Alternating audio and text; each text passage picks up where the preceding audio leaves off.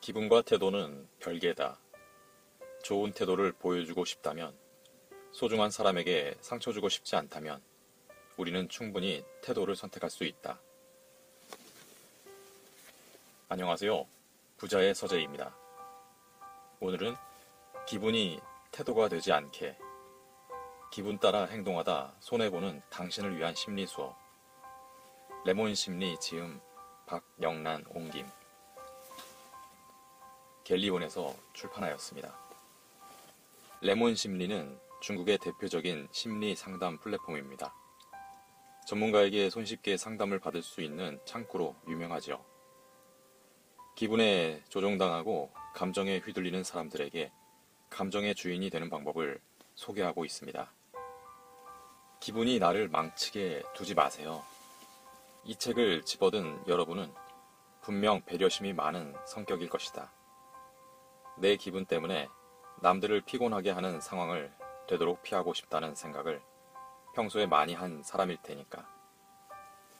혹은 주변에 자기 기분 내키는 대로 행동하는 사람 때문에 너무 답답해서 이 책을 집었을 수도 있다. 하지만 안타깝게도 가까운 사람들을 미치게 만들 정도로 기분을 드러내는 사람들은 이런 책을 읽지 않는다. 자기가 주위 사람들을 얼마나 힘들게 하고 분위기를 얼마나 망치는지를 스스로 깨닫지 못하기 때문이다. 수년간 레몬 심리 플랫폼을 통해 심리 상담을 해오면서 기분으로 자신을 망치는 이들의 이야기를 수없이 들었다. 망친다 라는 말이 조금 과하게 느껴질 수 있지만 틀린 말은 아니다. 조용한 성품의 사람이었는데 일이 잘 안 풀리자 갑자기 살벌하게 욕을 하더라는 사연도 들었고, 감정 기복이 심한 상사 하나 때문에 사무실 분위기가 냉탕과 온탕을 오간다는 사연도 들었다. 이런 사람들은 자신의 평판을 망치고 인간관계를 망치며 결국에는 인생을 망친다. 이 책은 기분을 잘 다스리지 못해 기어이 못난 태도로 보여주고 마는 사람들을 위해 썼다. 감정에 끌려다니는 노예가 아니라 주인으로 바로 서는 방법을 배워야 당신의 인생이 달라진다. 한 사람의 진면목을 보려면 기분이 안 좋을 때를 살펴야 한다. 기분이 좋은 날은 어려운 일이 별로 없다.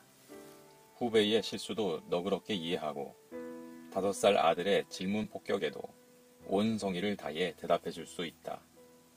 안 하던 선행까지 기꺼이 하게 되는 날이다. 그러나 기분이 안 좋을 때는 어떤가? 모든 게 어렵다. 다른 사람에게 살짝 웃으며 인사하는 것조차 고난도 미션이다. 물론 그 어려운 일을 해내는 사람도 있긴 있다. 기분을 겉으로 드러내지 않고 언제나 같은 온도를 보여주는 사람들 말이다. 하지만 대부분은 자기 안의 감정을 통제하는데 실패한다. 그만큼 기분을 다루는 일은 쉽지 않다. 내 마음속에서 벌어지는 일들이 결코 만만하지 않기 때문이다. 휘몰아치는 감정을 잠재우는 방법을 어디서 배운 적도 없다. 또한 하루하루가 너무 정신없이 돌아가는 탓에 감정을 돌아볼 여유가 없다. 우리는 매일 회사 일로 바쁘거나 집안일에 치이며 살아간다. 그렇게 최선을 다해서 일해도 돌아오는 건 상사의 트집과 불만뿐이다. 집에서도 가족끼리 서로 오해하고 원망하며 상처를 입힌다. 원망과 억울함, 분노 등의 감정이 마음속에 차곡차곡 쌓여간다. 이 책은 기분에 대한 이야기로 포문을 열지만 기분에 영향을 미치는 다양한 감정들에 대해 더 깊이 이야기한다. 결국에 감정에 휘둘리지 않아야 기분을 잘 다룰 수 있기 때문이다. 감정이 우리를 어떻게 변화시키는지를 말하고 그 감정에 대처하는 방법을 소개하는 것이다. 그 방법에는 감정을 통제해야 한다는 이야기도 있고, 동시에 감정을 애써 억누르지 않아도 괜찮다는 이야기도 있다. 어떤 상황인지에 따라서, 어떤 감정인지에 따라서 그것을 다루는 방법은 달라진다. 또한 우리가 흔히 부정적으로 생각하는 나쁜 감정들도 쓰기에 따라서 장점이 있다. 최종적으로는 온갖 기분과 감정을 내 편으로 만들어 현명하게 사용해야 한다는 이야기를 하고 싶었다. 감정 관리를 배우는 것은 자신의 필요를 충족시키는 방법을 배우는 것이다. 나는 무엇을 기대하고 상대방이 어떻게 해주길 원하는가를 정확하게 인지하는 방법이다. 당신은 따뜻한 위로를 원할 수도 있고 상대방이 함께 책임을 나눠주길 원할 수도 있다. 또 누군가가 당신의 감정을 알아주기만을 간절히 바라는 것일 수도 있다. 이처럼 정확한 방향성과 올바른 방법을 파악해야 감정으로 인해 힘들어지지 않을 수 있다. 이제 당신이 자신의 감정의 근원을 찾아가고 부정적인 감정을 제대로 해소할 수 있게 도와주고자 한다. 기분에 끌려다니지 않고 싶은 사람이든 남의 감정에 상처받고 싶지 않은 사람이든 감정의 노예로 살아가는 인생에 이미 지친 사람이든 이 책을 읽게 된 것을 환영한다. 부디 이 책이 자신의 감정에 휘둘리지 않는 삶의 첫걸음이 되기를 바란다. 내 기분은 내 책임입니다. 기분이 안 좋은 날에는 나도 모르게 기분이 밖으로 드러난다. 이러면 안 된다는 걸 알면서 짜증이 솟구치는 것을 참을 수가 없다. 빽하고 신경질을 낸 뒤에 왜 화를 내고 그래? 라는 친구의 주눅든 목소리를 들으면 민망하고 미안하다. 이런 일은 너무나 비일비재하다. 집에서도 학교에서도 회사에서도 다수의 기분이 서로 교차하고 영향을 주며 아슬아슬한 분위기를 만들어내는 가장 대표적인 공간은 일하는 곳이 아닐까? 출근을 하면 사회인의 가면을 쓰고 선을 지키려는 노력을 시작하지만 누군가에게는 그 선을 넘는 일이 너무 쉽다. 사무실에서 이성을 잃고 버럭 소리를 지르는 사람도 있고 컴퓨터 키보드를 신경질적으로 두드리는 사람도 있다. 누군가는 지금 나 건들면 가만 안 둬? 라는 경고를 온몸으로 뿜어내기도 한다. 크고 작은 차이만 있을 뿐이지 누구나 기분을 드러낸다. 내 기분은 내 선에서 끝내야 하는데 나도 모르게 겉으로 드러난다. 하지만 기분과 태도는 별개다. 내 안에서 저절로 생기는 기분이 스스로 어찌할 수 없는 것이라면 태도는 다르다. 좋은 태도를 보여주고 싶다면 소중한 사람에게 상처 주고 싶지 않다는 마음만 있다면 우리는 충분히 태도를 선택할 수 있다. 우리는 감정이 상한다고 해서 울고 떼쓰는 어린아이가 아니다. 아이는 자신이 어떤 감정을 느끼는지도 정확히 알지 못하기에 표정과 몸으로 말한다. 하지만 성인은 다르다. 감정의 종류를 정확히 인지할 수 있고 그것에 따라 표현 방법을 달리할 수 있다. 또한 엄청나게 격정적인 감정이 아니라면 스스로 통제할 수도 있다. 안 좋은 기분을 털어내고 싶다면 남에게 폐를 끼치지 않는 선에서 표출할 수도 있다. 사회생활을 하다 보면 서로의 기분을 살피고 감정을 나누는 일을 피할 수 없다. 하지만 모두가 서로의 기분을 알아야 할까? 다른 사람은 당신의 기분을 모르고 지나갈 권리가 있다. 당신도 마찬가지다. 다른 사람의 기분을 모르고 지나칠 권리가 있다. 기본적으로 내 감정은 내 책임이라는 것을 인지해야 한다. 출근길에 기분이 상하는 사건이 있었다면 그건 회사 사람의 잘못이 아니고 회사에서 자존심이 상하는 일이 있었다면 그건 가족의 탓이 아니다. 기분을 망친 대상이 분명할 때는 그 대상에게 확실히 짚고 넘어가자. 화풀이 대상을 잘못 선택하고 엉뚱한 데에 푸는 버릇을 고쳐야 한다. 나와 조금 더 친밀한 사람, 가깝고 만만한 사람을 대상으로 화풀이를 하는 경우가 제일 최악이다. 사람이 말을 함부로 하는 것은 자신의 실언에 책임을 지지 않기 때문이다. 맹자가 남긴 명언이다. 아마도 회사에서 기분대로 행동하는 걸로 악명 높은 사람이 있다면 그중 대부분은 높은 직급의 상사가 아닐까? 그런 사람들은 마음대로 기분을 드러내도 자기에게 뭐라고 하는 사람이 아무도 없기 때문에 굳이 조심할 필요성을 못 느낀다. 사람은 누울 자리를 보고 발을 뻗는다. 나는 맹자의 말에 전적으로 동의하지는 않는다.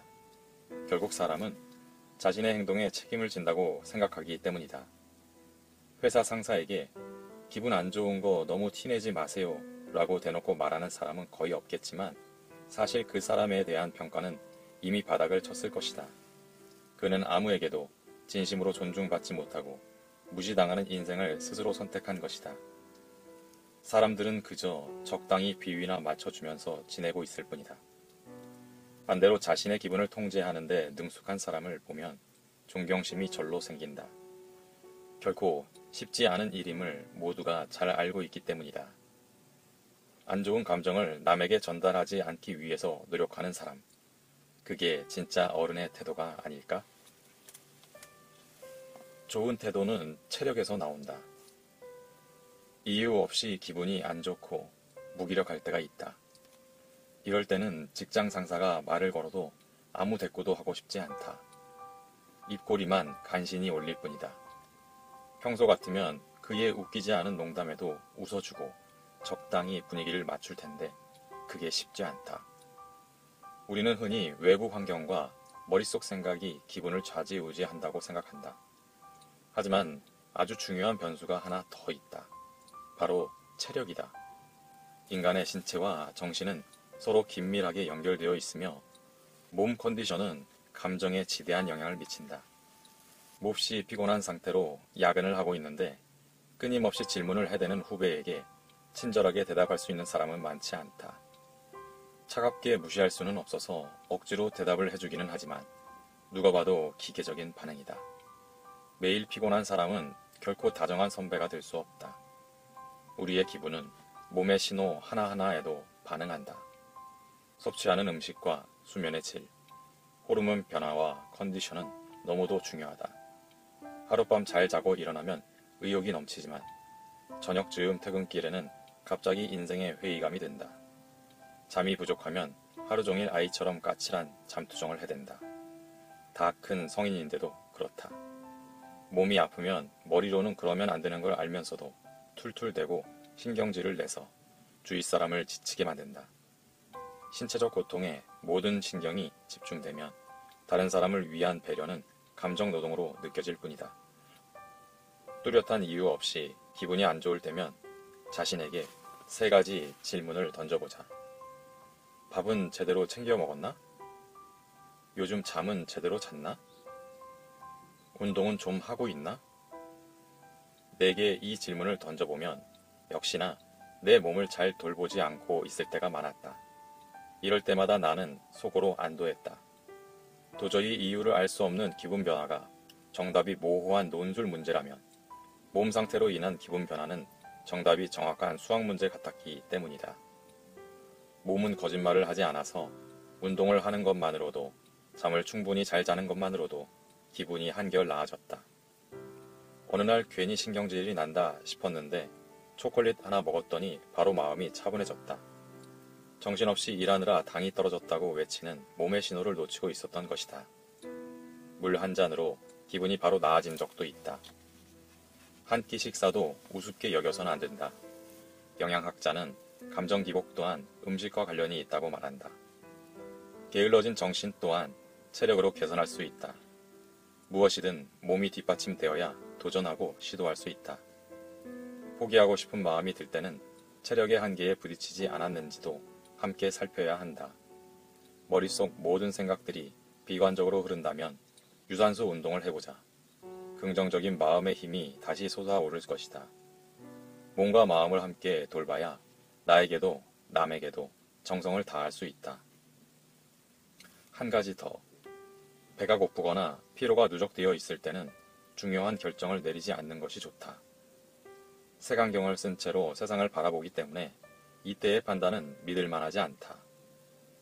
며칠간 잠을 못 자서 정신이 또렷하지 않을 때는 무엇을 배우지도 말고 중요한 미팅이 있다면 미뤄라. 부정적인 의견으로 미팅을 망칠 수도 있기 때문이다.